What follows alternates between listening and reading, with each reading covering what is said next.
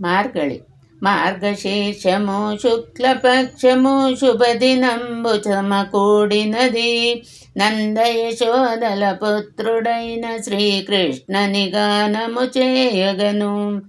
మనకు నాతుడని మార్గళి నోముకు ఇచ్చగించు వారలు రండి. భవసాగర తాపము దీరుటకు యమునా స్నానము చేయుదము. శ్రీవిల్లి పొత్తూరి గోదాదేవి గోపిక స్త్రీలను పిలువగను. కృష్ణరసాయన పానము కొరకు మార్గళి నోముకురండి. వయ్యత్తు భోగ్యమైన వస్తువులు భుజింపము అలంకారము సవలదు సుమా. శ్రీయప్పతియగు సర్వేశ్వరుని తిరువడి ధ్యానము మాకిమ్మ. సన్యాసులకు బ్రహ్మచారులకు శక్తి కొలది దానము చేసి కొండెము చెప్పక కృష్ణ సన్నిధికి నోము నోచనూరండి.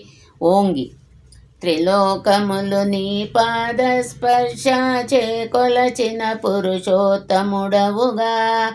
ప్రీతితో పాడి సంకల్పించి ప్రార్థన చేనీరాడినచో లోకమంతటా క్షామము లేక అమృత వర్షము కురియునుగా. ఐశ్వర్యము సంపూర్ణము నుండు పశు సమృద్ధి బాగుండు. గోపికలతో శ్రీ ఆండాళమ్మ వరుణుదేవుని ప్రార్థించి దేశమంతటా సుఖించునట్లు ఓ పర్జన్యుడ వర్షింపు.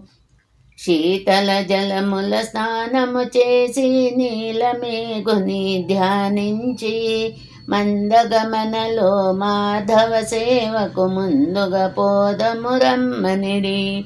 మాయనై ఉత్తర మధురలో అవతరించిన దామోదర తిరునామములు శుచిగా వచ్చి మనసా తలచి అంజలి చేసిన వారలకు అగ్నిలో పడిన దూది రీతిగా పాపము భస్మము చేయునుగా.